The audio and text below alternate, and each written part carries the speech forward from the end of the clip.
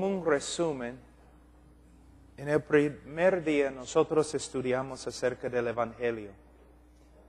Y una de las partes más importantes que estudiamos fue el tema de la cruz del Calvario. Muchas personas no entienden que Cristo tuvo que morir bajo la ira de Dios para satisfacer la justicia de Dios. Que si Dios es justo, Él no puede perdonarnos, a menos que primero su justicia sea satisfecha. Él satisfizo su justicia por medio de castigar a su propio Hijo en nuestro lugar. Jehová quiso quebrantarlo. La mayoría fuera, aún en nuestras iglesias, cree que Cristo sufrió solo a las manos de los romanos y los judíos. Pero no es así. El dolor verdadero de la cruz es lo que el Padre hizo a su Hijo en la cruz, cuando su Padre lo quebrantó. Nosotros merecemos morir bajo el juicio de Dios, bajo el castigo de Dios. Merecemos ser quebrantados eternamente en el infierno bajo la ira de Dios. Para salvarnos, Cristo tuvo que sufrir la misma ira de Dios que nosotros merecemos. Y cuando murió, Él pagó la pena contra nosotros. También hemos hablado bastante de una invitación y las campañas. Hermanos, una campaña evangelística puede ser usada por el Señor, de verdad. Pero tenemos que hacer todo bíblicamente y con integridad. No es correcto manipular a las personas. Tampoco es correcto decir a una persona que es salva simplemente porque ha orado una oración. Voy a darles un ejemplo para aclarar lo que estoy enseñando. Vamos a decir que estoy predicando y predico un mensaje evangelístico.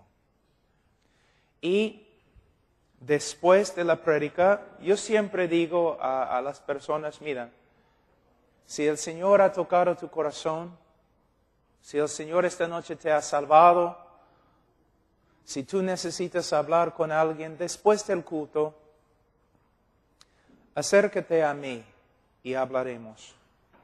Vamos a decir que una persona pasa y habla conmigo y dice, mientras estabas predicando, el Señor me salvó.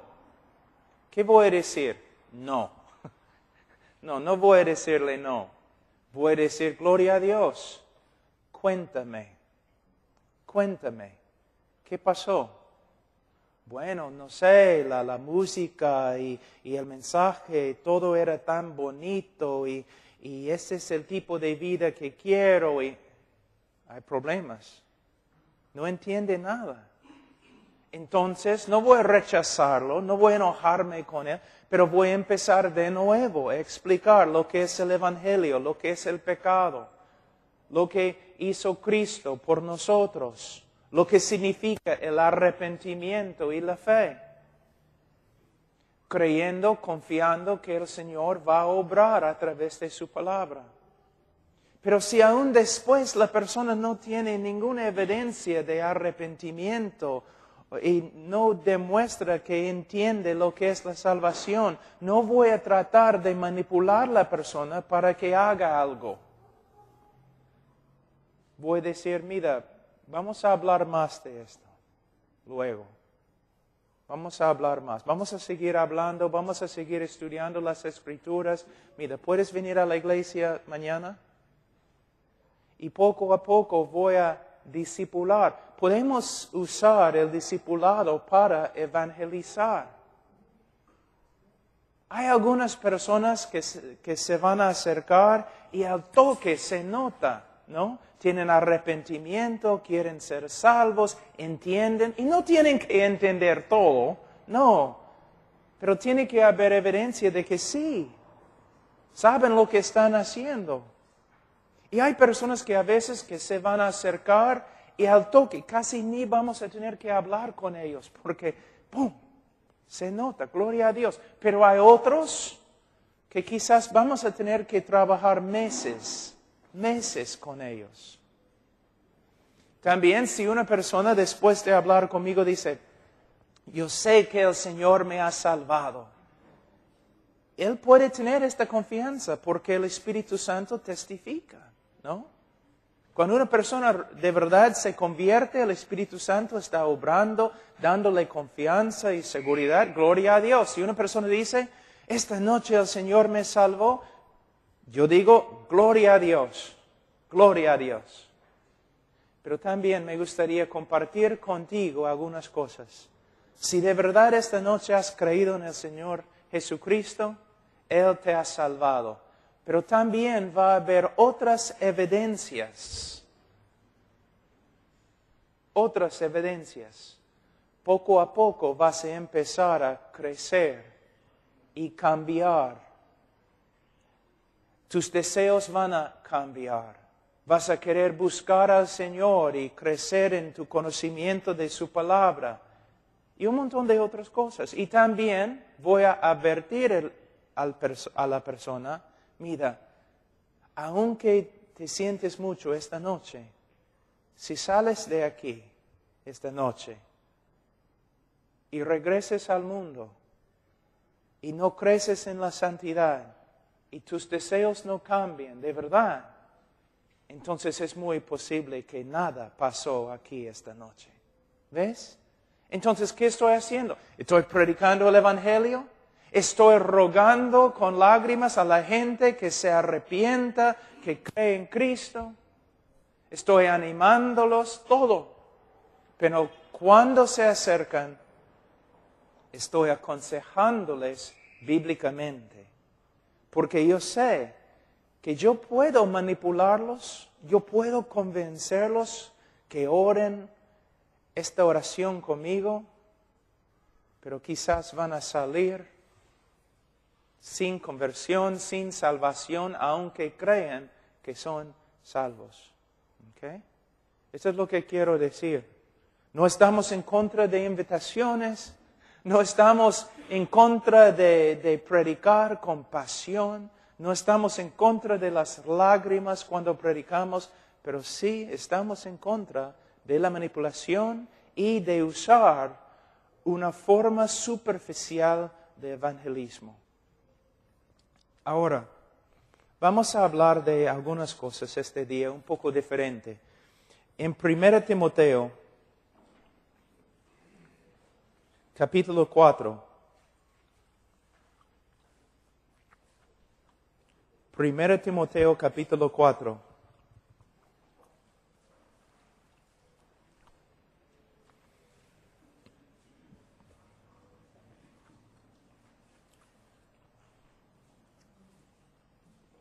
Versículo 11, esto manda y enseña. Aquí tenemos el apóstol Pablo y está hablando a Timoteo. Timoteo que va a tomar su lugar. Pablo va a morir. Él está discipulando a Timoteo para que Timoteo pueda tomar su lugar en el ministerio. Solamente algo muy sabio, hermanos. El momento que ustedes empiecen, el momento que empieces tu ministerio, tú debes estar pensando en una persona que te puede reemplazar.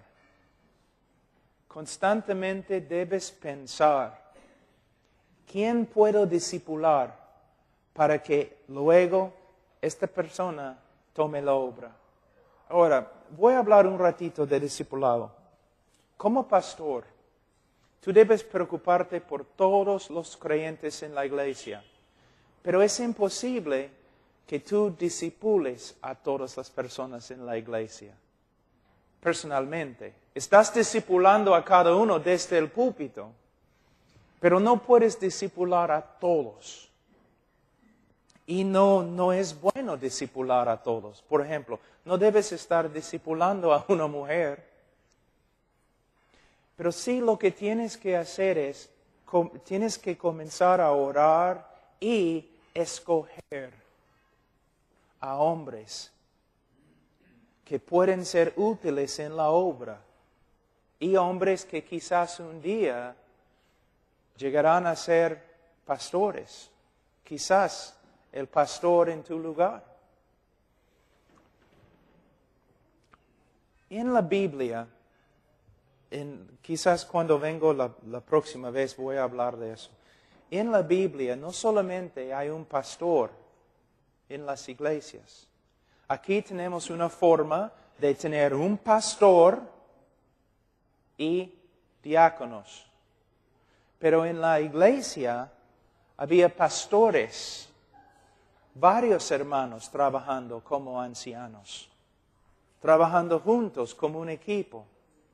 Y en la iglesia del Nuevo Testamento no tenemos un pastor y algunos diáconos, sino tenemos pastores o ancianos y diáconos. Los pastores en la iglesia se preocupan por todas las necesidades espirituales y nada más. Los diáconos se preocupan por todas las necesidades materiales. El pastor, su trabajo principal es preocuparse no por la personería jurídica o las ventanas rotas o la cañería o otras cosas así. El pastor debe preocuparse principalmente con las necesidades espirituales de la congregación. El trabajo de los diáconos es cuidar todo lo que tiene que ver con lo material en la iglesia.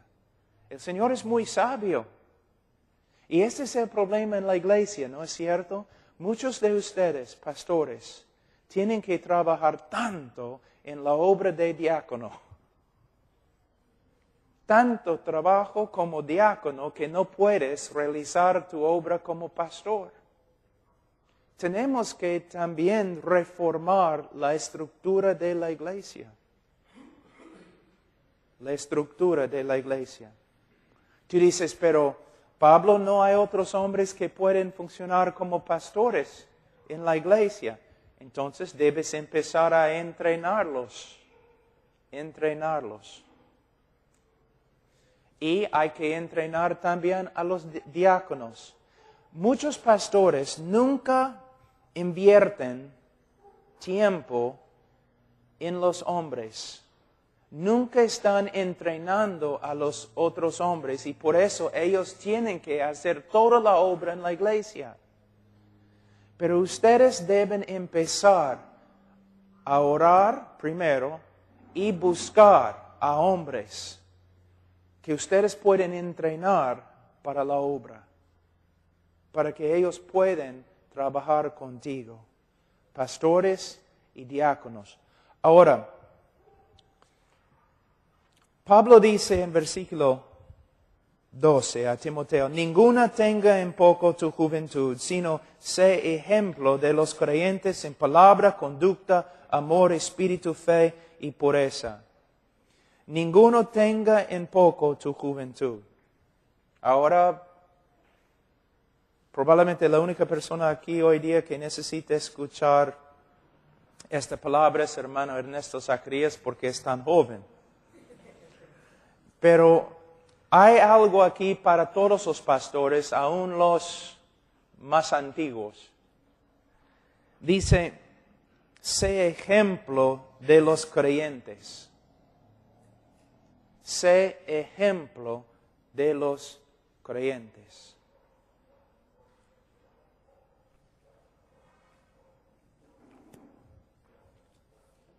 El trabajo principal de un pastor es ser ejemplo a los demás. para ser un ejemplo tenemos que trabajar duro.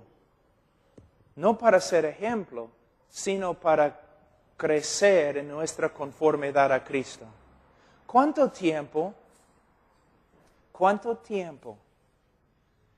te ocupes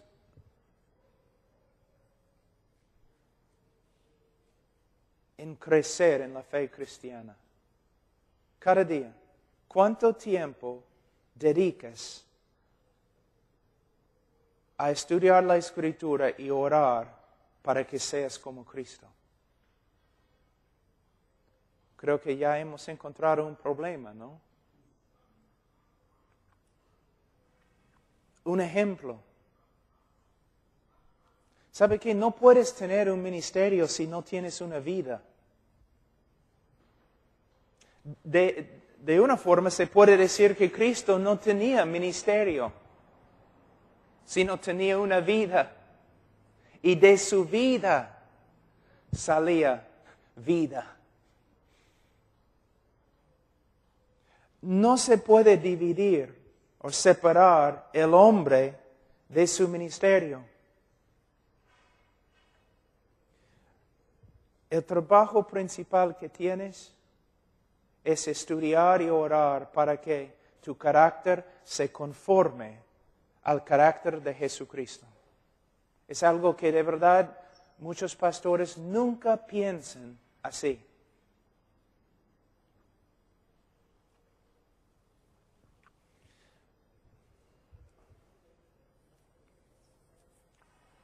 Hay que cambiar. Mi vida tiene que ser un ejemplo. Mi relación con mi esposa tiene que ser un ejemplo. Mi relación con mis hijos tiene que ser un ejemplo. Toda mi vida, la parte más básica de mi vida tiene que ser un ejemplo. Muchas veces nosotros pasamos por alto lo más importante en el ministerio. Y cuando lo hacemos, nuestro ministerio llega a ser muy superficial. El hombre predica bien. Yo les voy a dar un ejemplo.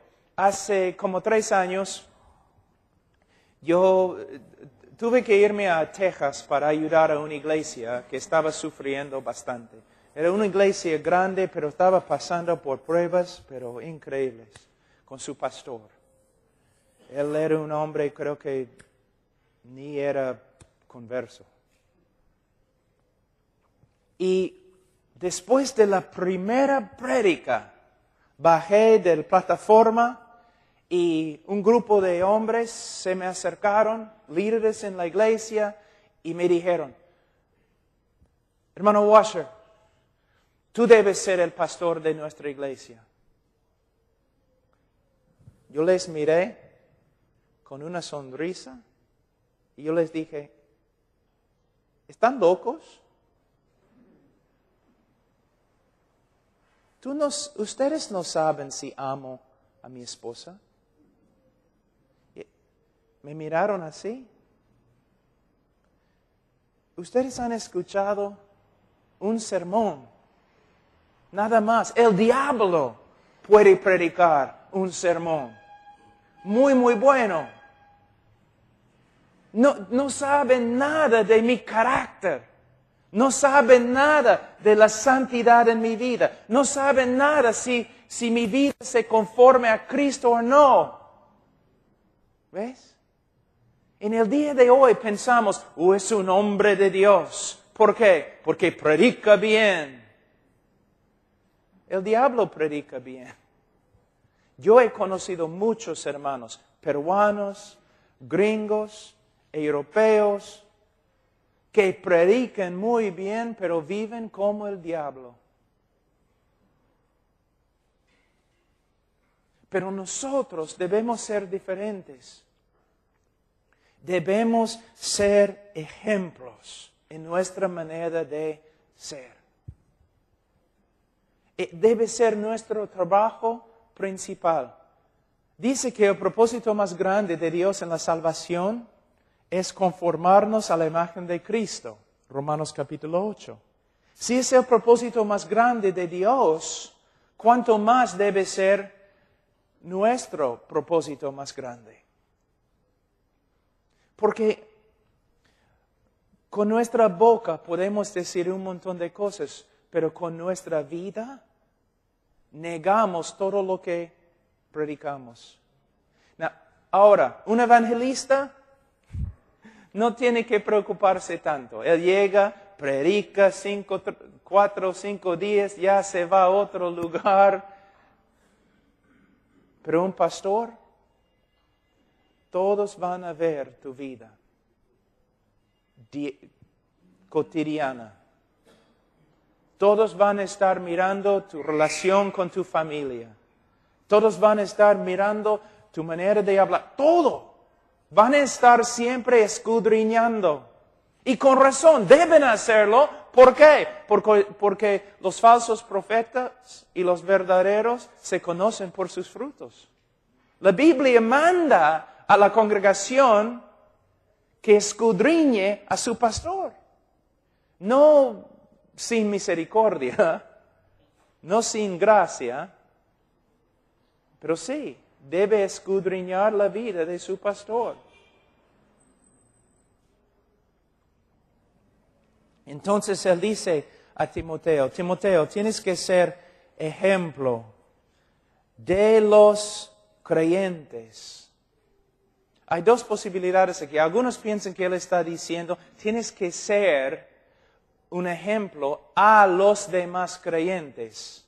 Pero es muy posible que está diciendo, tienes que ser ejemplo de lo que es un creyente. Para que cuando una persona, aún un incrédulo te ve, él dice, allí es un creyente. Allí es lo que significa ser cristiano. Entonces, no es solamente un ejemplo a los creyentes, sino un ejemplo de lo que es un creyente. Es el trabajo principal. Hermanos, voy a decirles algo. El ministerio es algo muy, muy sencillo. Es algo difícil. Pero es algo muy, muy sencillo. ¿Qué tienes que hacer? Preocúpate por las siguientes cosas. 1, conformidad a Cristo. 2, preparación y estudio para predicar la palabra. 3, oración, intercesión. 4, amor verdadero.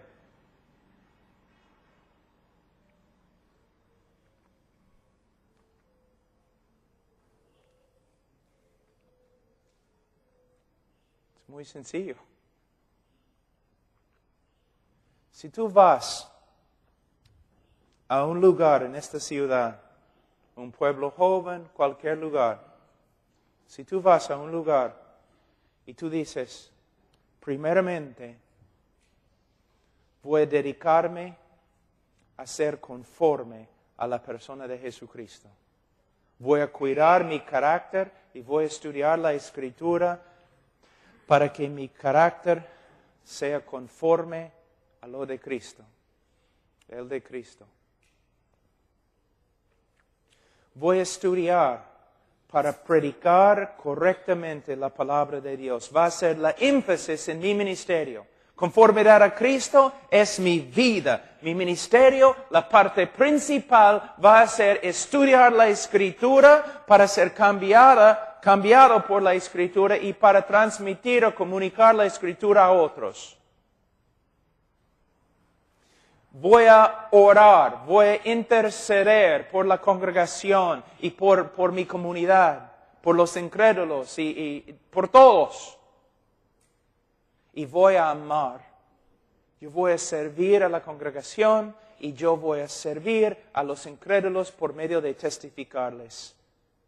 En la calle, en mis relaciones, puerta a puerta, así. ¿Qué más? En el día de hoy hemos aprendido que no, hay que hacer un montón de cosas, hay que tener estrategias, hay que tener programas, y algunas estrategias son buenas y algunos programas son buenos, pero si empezamos a complicar el ministerio, estamos mal.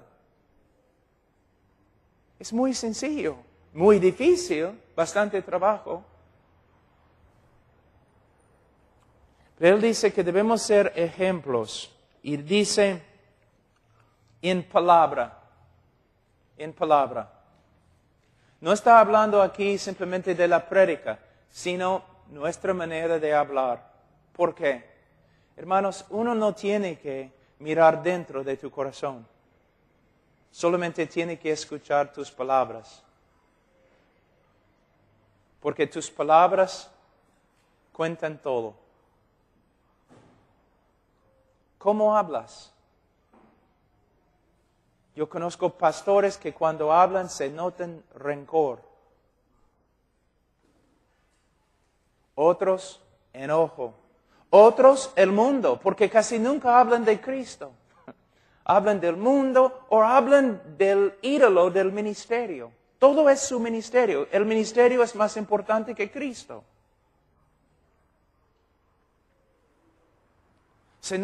Se nota orgullo en nuestra manera de hablar. Todo lo que se encuentra dentro del corazón sale por la boca. También se nota envidia y chismes.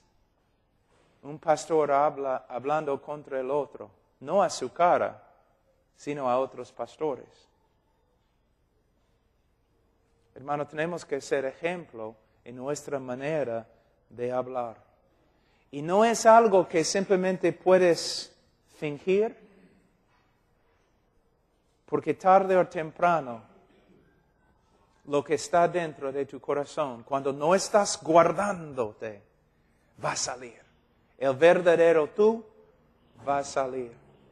¿Y cómo podemos conformar nuestra manera de hablar a la imagen de Cristo? Por medio de renovar la mente con la palabra de Dios. Romanos capítulo 12, versículo 2. Pastores, tenemos que respirar, comer la palabra. Tenemos que hacerlo. Tenemos que leer la Biblia. Tenemos que memorizar la Biblia. Tenemos que meditar en la Biblia. La Biblia es nuestra vida, es lo que tenemos. Ahora dice, no solamente en palabras, sino conducta. Conducta.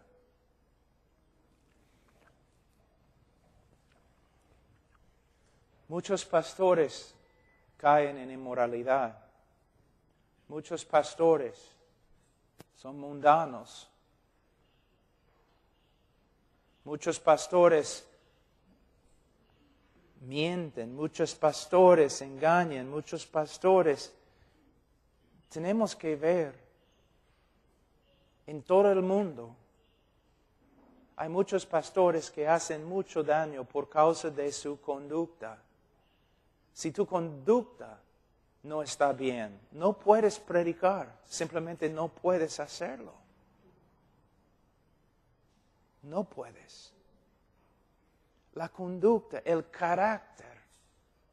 ¿Sabe lo que hace más daño a la obra misionera en el mundo en el día de hoy? La falta del carácter. Porque las personas siempre están observando, siempre. Carácter, conducta. Muchas veces un hombre predica y cada vez que predica, su esposa se enoja más y se enoja más y se enoja más. Algunas esposas pueden hacerlo porque son incrédulas. Pero algunas esposas se enojan más cada vez que el hombre predica porque ella conoce su conducta. Y está pensando, hipócrita. Niños, que dicen, no quiero tener nada que ver con el Evangelio. ¿Por qué? Por causa de la conducta de los pastores. Y uno dice, pero tú no conoces los pastores. Sí, mi papá es uno de ellos. Conducta, conducta, conducta. Es lo más importante. Nosotros no vamos a ser juzgados en el día de juicio, ¿no?, acerca de nuestra elocuencia, ni nuestra inteligencia, pero sí nuestra conducta y fidelidad, nuestra manera de ser.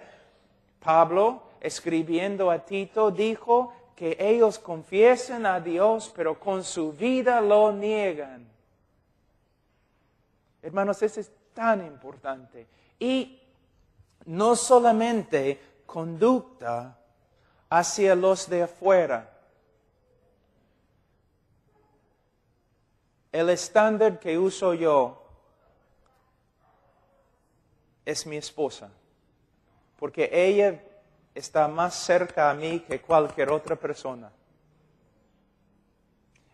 Un matrimonio, simplemente, una definición de un matrimonio cristiano: dos pecadores viviendo juntos. ¿No? Yo decidí hace años, si yo puedo ser obediente a las Escrituras con respecto a mi esposa, entonces yo puedo, ya, lo demás va a ser fácil.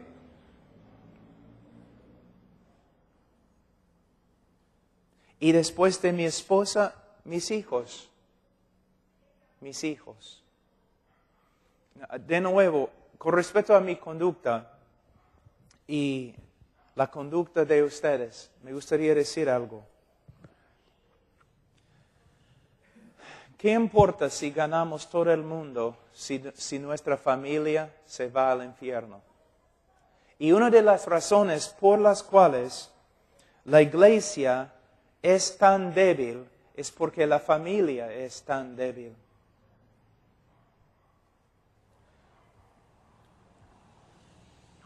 Tenemos que reformar la familia. Tenemos que mostrar por medio de nuestra conducta que la familia es importante.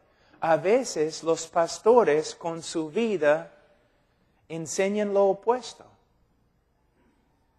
Yo he escuchado pastores diciendo, yo he sacrificado mi familia por el ministerio. No, tú has desobedecido a Dios. Y estás acusando a Dios. ¿Cómo estoy acusando a Dios? Bueno, Dios al pastor, al ministro de Cristo que tiene familia, Dios ha dado mandamientos a él, mandatos a él con respecto al ministerio, mandatos que tiene que obedecer. Pero también Dios le ha dado mandatos con respecto a la familia, mandamientos que tiene que obedecer. Cuando decimos que yo no podía cuidar mi familia porque yo estaba haciendo el ministerio, estamos diciendo que la voluntad de Dios es imperfecta y que tenemos que desobedecer a Dios en una área de nuestra vida para obedecer a Dios en otra área de nuestra vida. No. ¿Te das cuenta que 1 Timoteo requiere, para ser un pastor o anciano, yo tengo que manejar bien mi familia? Es extremadamente importante. Yo he predicado como ahora 10 años en Europa, como 2 veces cada año. Y hace como 3 años atrás, prediqué sobre la familia a un montón de pastores. Y nunca en mi vida había visto lo que vi ese día. Empecé a predicar sobre la familia. Y era casi como una campaña evangelística. Yo escuché hombres llorando. Y en poco tiempo, todo el grupo de pastores, todo el grupo estaba llorando. Algunos de ellos echados en el piso. Otros pasando adelante y echados sobre la plataforma. llorando, rogando a Dios, perdóname. Y eran hombres fieles, hombres que habían sufrido persecución bajo comunismo, pero ellos se dieron cuenta cuánto habían descuidado a sus familias. De verdad. Nosotros tenemos no creo que lo he dicho acá, pero es así. Yo dije a todos los misioneros de Europa que trabajan con nosotros, yo les dije, mira, si un día, sin que tú lo sepas, yo llego a tu casa, yo soy el director internacional de HeartCry, y yo llego a tu casa y tú estás saliendo de la puerta de tu casa con tu familia porque habías prometido a tu familia que ibas a llevarlos al parque. Y yo llego a tu casa y digo, bueno, necesito hablar contigo, necesito pasar el día contigo para hablar del ministerio y la iglesia y todo lo demás. Misionero, si tú me dices, está bien, Pablo, vamos a hablar. Familia, lo siento, no puedo ir con ustedes al parque. Misionero, si tú dices esto, estás despedido. Estás despedido.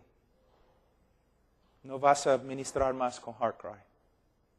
Pero si tú me dices, Pastor Pablo, gracias que has venido, gloria a Dios, pero yo prometí a mi esposa y mis hijos que voy a llevarlos al parque.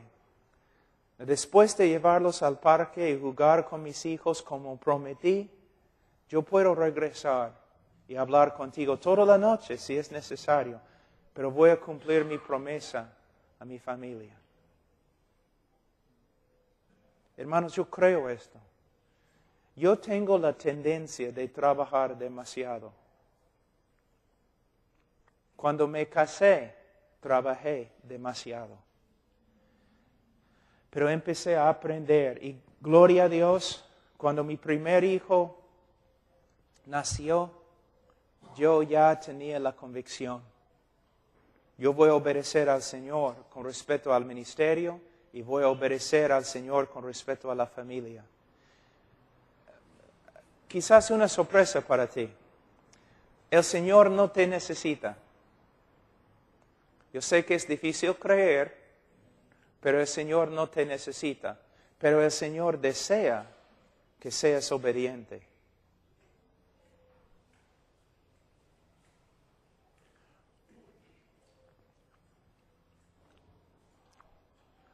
Por medio de amar a nuestra esposa, por medio de amar, cuidar, enseñar, jugar con nuestros hijos, podemos avanzar el reino de Dios mucho. Y por medio de, si yo comenzara en ese momento una iglesia en Perú, yo haría muchas cosas diferentes. Una de las cosas que yo haría, yo pondría una énfasis increíble en la familia, en el rol del hombre, en el rol de la mujer, en cómo ser un padre bíblico, en cómo ser un hijo bíblico. ¿Por qué? Si vamos a la iglesia, pero cuando regresamos a la casa es un infierno, ¿qué vale? Con nuestra conducta debemos ser ejemplo. Con nuestro amor. Esta es una de las razones por las cuales un anciano en la iglesia tiene que practicar hospitalidad. Debemos mostrar amor. Amor. Ahora, tenemos que tener cuidado con esa palabra, porque amor no se basa en las emociones. El amor tiene que ser un amor bíblico. Bíblico. Por ejemplo, si eres el pastor, ¿cómo puedes mostrar amor a la congregación? Una de las maneras principales, por medio de preocuparte con tu conformidad a Cristo. Puedes amar a la congregación por medio de ser un hombre de Dios con integridad. Puedes amar la congregación por medio de estudiar y estudiar y estudiar para que puedas predicarles la palabra de Dios.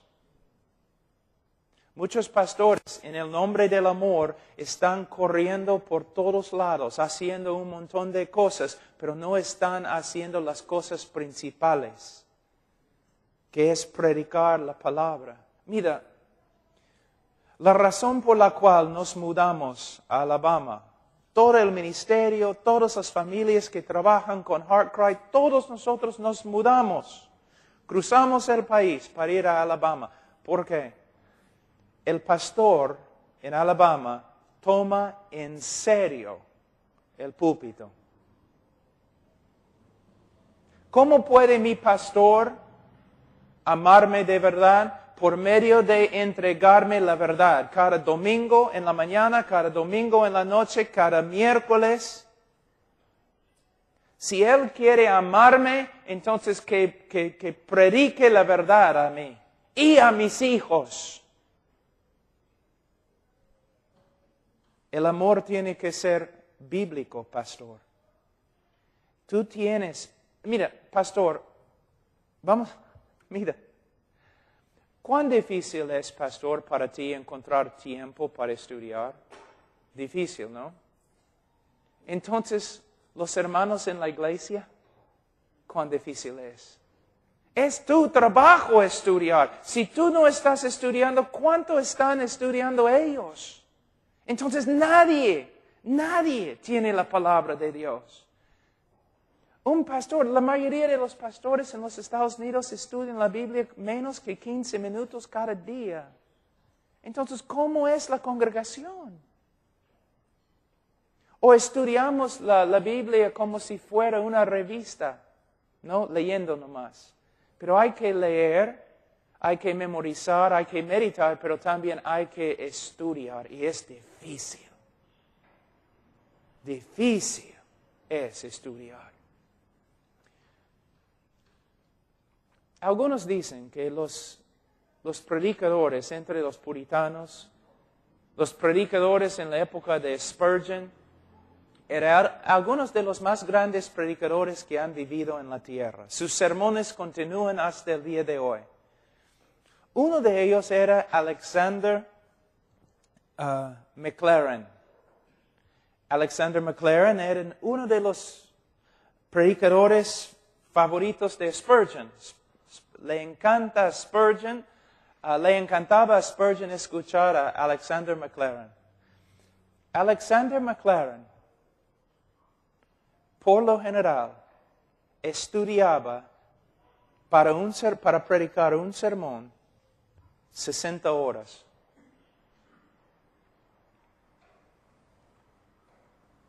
$60 horas para predicar un sermón. Ahora, yo no hago esto. Y no recomiendo que ustedes lo hacen. Pero creo que podemos aprender algo de su vida. Nosotros, ¿no? Muchas veces estudiamos media hora, 1 hora. Encontramos un bosquejo que otra persona escribió. O simplemente miramos un texto asumiendo que entendemos lo que dice. Hermanos, algunas veces necesitamos un terremoto en nuestra vida. Algunas veces necesitamos a alguien que puede sacudirnos y decirnos, ¿tienes el temor de Jehová en tu corazón? ¿No te das cuenta que los maestros, no, experimentarán en el día de juicio más condenación, más juicio? Tenemos más responsabilidad. Si pastores como Alexander Maclaren, yo tengo todos sus sermones en mi biblioteca. Si él, para preparar un sermón, por lo general, estudiaba 60 horas, ¿cómo podemos decir que somos predicadores cuando pasamos media hora o menos? Entonces, nuestra conducta Y dice aquí, nuestro amor. Y como un pastor te digo, vamos a usar un ejemplo. Un pastor de ovejas que no provee alimento a las ovejas, ¿ama a las ovejas? Un padre que no da alimento a sus hijos, ¿ama a sus hijos? No. Nosotros decimos es un sinvergüenza, debe ir a la cárcel. Un pastor, si él quiere mostrar amor para con los miembros de su congregación, él debe darles de comer. Pero para dar comida, tú tienes que recibir comida. Por medio de estudiar. Ahora, hermanos, en el nuevo pacto, y nosotros estamos en el nuevo pacto en Cristo, en el nuevo pacto, amor no es una cosa, amor es la cosa. Jesús dice que de verdad ahora como creyentes, de verdad tenemos solamente 2 mandamientos. Amar a Dios y amar a nuestro prójimo. Amar. Tenemos que darnos a la congregación. Tenemos que compartir nuestra vida con la congregación, pero siempre dentro de los mandamientos de Dios. Les voy a dar un ejemplo. De una forma, un hombre homosexual puede amar a otro hombre homosexual. Se puede decir que es amor, pero no es un amor bíblico. Una mujer puede decir que ama a su hijo y por eso no lo disciplina. De una forma es amor, pero no es un amor bíblico. Cuando el pastor, en el nombre del amor, está corriendo por todas partes, haciendo todo en la iglesia, gastándose y no tiene tiempo para estudiar, es un amor, pero no es un amor bíblico.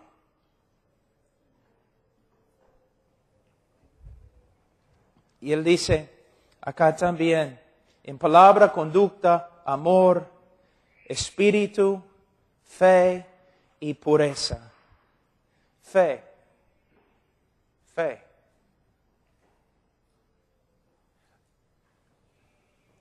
Un pastor que siempre anda preocupado por todo, no tiene fe.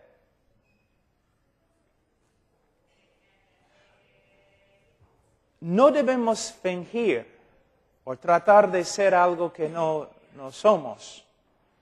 Pero cuando la congregación nos mira, de una forma debe ver una roca.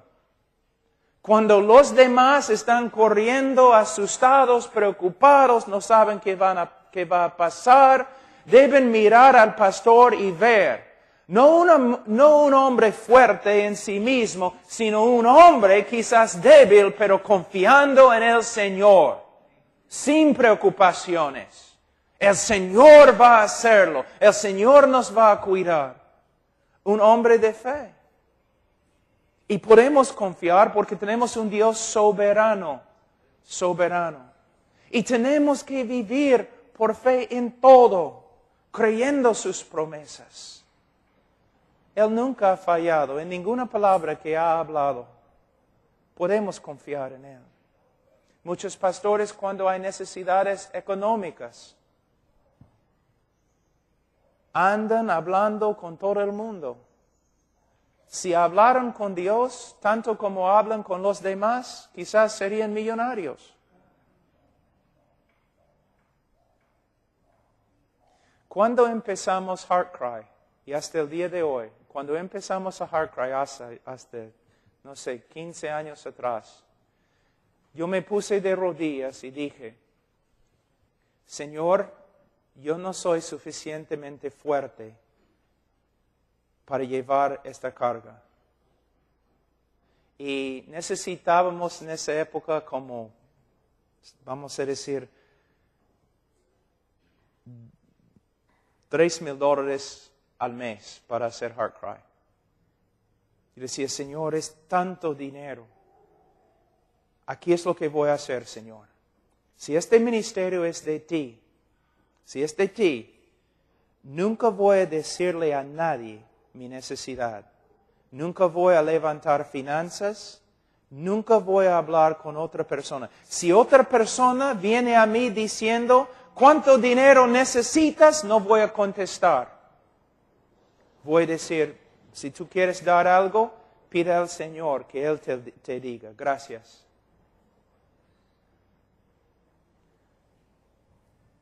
Ahora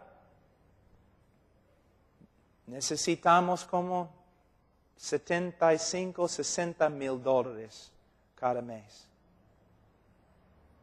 En todo ese tiempo, el Señor ni una vez ha fallado. Había tiempos cuando yo tenía que, después de predicar a 5,000 personas, yo tenía que salir y el próximo día yo estaba trabajando como albañil y carpintero para dar alimento a mi familia. Pero ni una vez los misioneros no recibieron su apoyo. El Señor nunca ha fallado. Y aun cuando los obreros que trabajan en los Estados Unidos, cuando no recibían sus sueldos por otros medios, el Señor les dio más apoyo que antes. Hermanos, se puede confiar en Él. Uno de los libros que recomiendo a ustedes es la autobiografía de Jorge Müller. Por favor, lee el libro. La autobiografía de Jorge Müller. Se puede conseguir en español, ¿no?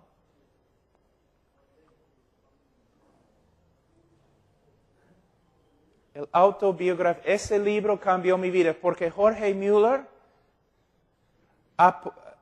tenía un orfanato, varios orfanatos, con más que 10,000 niños y ni una vez pidió apoyo. Ni una vez. A nadie. Había una circunstancia él tenía todos estos huérfanos y en la mañana se levantaron, no había leche y no había pan, no había nada. Él les dijo a todos los obreros, hay que arreglar las mesas, poniendo los platos y vasos y todo lo demás. Entonces, arreglaron los platos y los vasos y él se puso a orar, a dar gracias por la comida que no tenía. Antes de terminar de orar, alguien entró diciendo, yo tengo afuera un vagón que se ha malogrado, lleno de queso y pan. Y se va a malograr. ¿Puedo traerlo acá para que ustedes puedan usarlo? De ahí otro hombre con leche entró. Vagón se malogró. ¿Ves?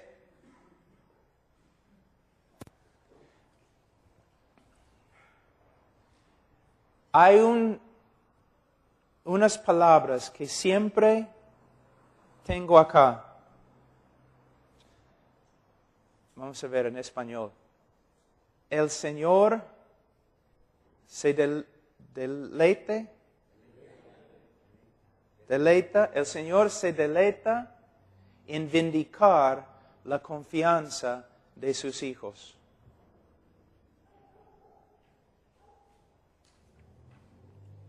Se deleita en vindicar la confianza de sus hijos. Entonces nosotros debemos ser ejemplos de fe. Hermanos, con la oración todo se logra. Todo se puede. Pastor, pero esto está sucediendo. Los chilenos están invadiendo el país y un maremoto y todo. Vamos a orar. Cuando Hudson Taylor, ustedes han escuchado de Hudson Taylor, el famoso misionero de China, ¿no? Los chinos estaban invadiendo el lugar donde ellos tenían todos sus misioneros y todas sus obras. Y los chinos estaban matando a todos en la revolución Boxer. Están matando a todos. Y todos los obreros y misioneros están corriendo como locos por toda esta área donde los misioneros tienen sus casas y todos estaban gritando y tratando de ver qué se puede hacer. Y un hombre entró en la oficina de Hudson Taylor y él está sentado allí, su escritorio, su Biblia, su himnario, cantando himnos. Y un obrero dijo, pero hermano Taylor, ¿qué estás haciendo? Están invadiendo, están matando a todos. Y él miró, ¿qué quieres que haga? ¿Qué puedo hacer? Es un ejército fuera. Si nosotros tuviéramos un ejército, no podríamos hacer nada. ¿Qué quieres que haga? Si voy a morir en paz, cantando himnos a mi Señor. Y por alguna razón nadie puede explicar, el ejército no entró. Hermanos, este Dios que tenemos es increíble lo que puede hacer. Mira, hermano Miguel hizo una pregunta ayer, muy buena pregunta, acerca de por qué siempre hablo de los bautistas de antes o los cristianos de antes. Porque hay mucho que podemos aprender. Leemos los libros, por ejemplo, de Jonathan Edwards, pero él estudió cada día promedio 13 horas. Leemos los sermones de Spurgeon, pero él leyó más o menos 1000 páginas cada día.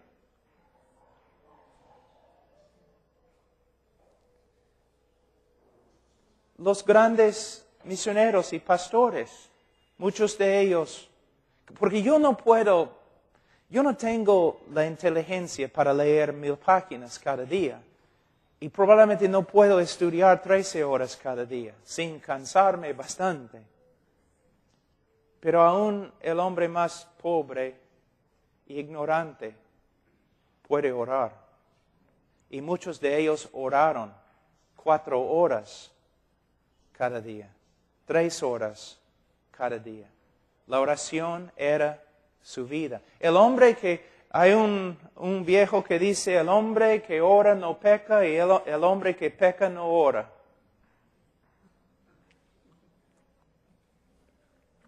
Hermano, es una vida de oración.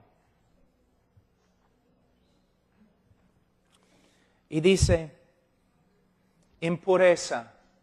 En mi próxima prédica voy a hablar bastante de la pureza. Nosotros vivimos en un mundo sucio y asqueroso.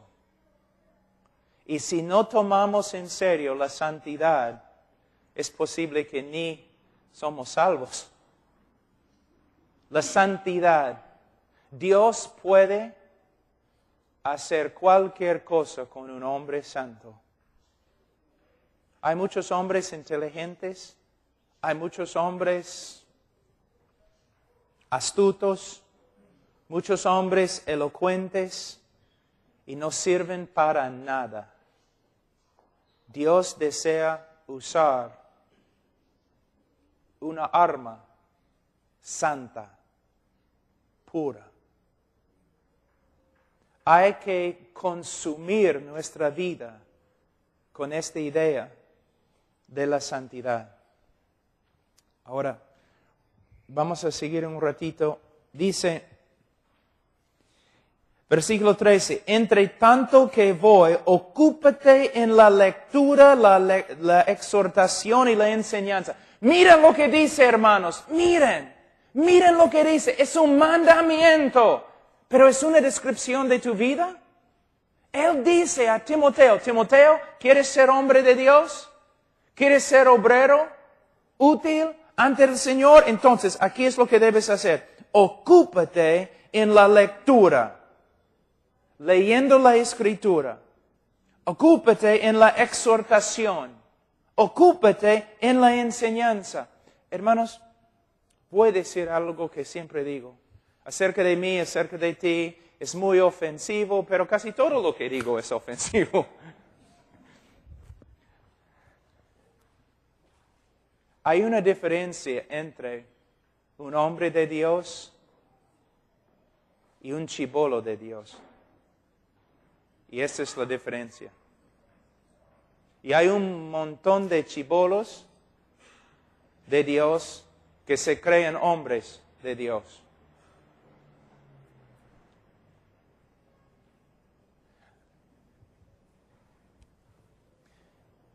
En las Escrituras, el hombre de Dios pasaba más tiempo con Dios que con los hombres. Pero cuando estaba con los hombres, logró más que nosotros. Nosotros, más tiempo con los seres humanos y casi nada de tiempo con Dios. El hombre de Dios es un hombre que viene de Dios, que proviene de Dios. Juan el Bautista, 30 años en el desierto, fue enviado por Dios. Cuando el Señor me llamó al ministerio, el pastor que yo tenía en ese entonces era muy sabio. Y yo estaba en su oficina y él me preguntó, Pablo, ¿puedes estar a solas? Su única pregunta, ¿puedes estar a solas? Y yo pensaba que él estaba diciendo, si soy ministro y predico la palabra de Dios, todos me van a abandonar. Pero no es lo que él quería preguntar. Lo que él estaba predicando, lo que él estaba preguntando es lo siguiente. Pablo, ¿puedes alejarte del compañerismo y amistades de los seres humanos para estar a solas con Dios? Cuando los demás van a sus conferencias y retiros y sus tiempos de compañerismo, Pablo, puedes alejarte de ellos y estar a solas con Dios y su palabra en la oración. Eso es lo que nos falta en el día de hoy, pero es la diferencia entre un hombre de Dios que hace la obra de Dios y un chibolo de Dios que juega como hombre de Dios.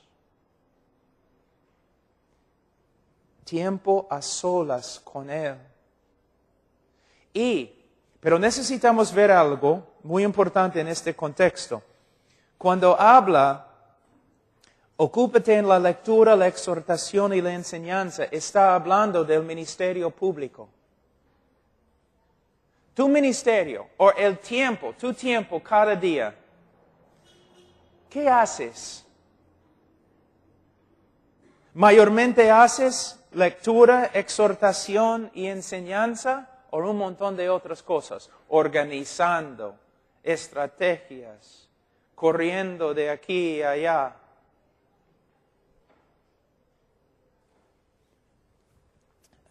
¿Tienen el libro El Pastor Reformado en español? Creo que alguien está traduciéndolo ahora. Richard Baxter escribió un libro acerca de cómo un pastor debe ministrar conforme a las Escrituras. Su vida consumida con lo siguiente: el estudio de la palabra de Dios, intercesión y visitando a los hermanos casa a casa, no simplemente para hablar, sino para darles la palabra de Dios. Nosotros hacemos un montón de cosas, pero las cosas principales hemos pasado por alto. Pero nosotros debemos dedicarnos a la lectura. ¿Cuántos de ustedes tienen lectura pública en la iglesia? Donde se lee un capítulo. Se lee. Imagínense, mayormente en la iglesia la Biblia no se lee. ¿Te das cuenta? Y cuando el pastor lee su texto, es un versículo o algo, y de ahí sale del versículo y habla de otra cosa. Nosotros tenemos que dar espacio a la lectura, pero también la exhortación y la enseñanza. Voy a darles un ejemplo, y aquí vamos a terminar. Quizás voy a enseñar 3 veces hoy día, no sé. Pero una buena ilustración acerca de la enseñanza y exhortación. Hay muchos pastores que exhortan, pero no enseñan. Un día, hace años, yo era joven, yo estaba escuchando a un predicador y él dijo, tenemos que andar en el Espíritu Santo, tenemos que vivir en el Espíritu Santo, tenemos que andar conforme al Espíritu Santo. Y todos estaban diciendo, amén, amén, amén.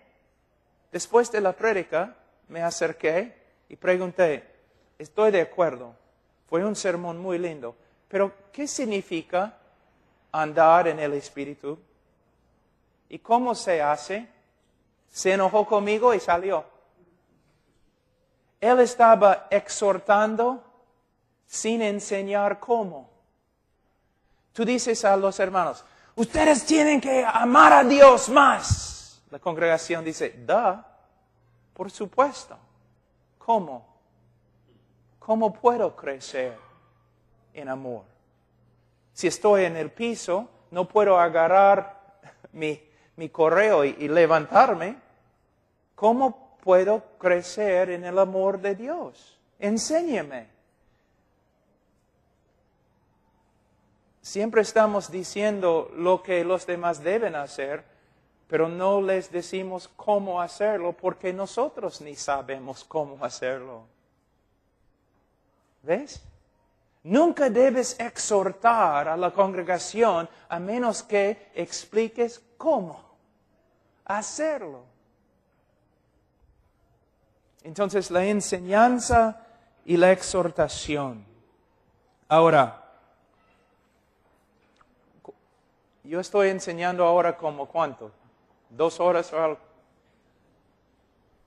¿Debo terminar, hermano? ¿Sí?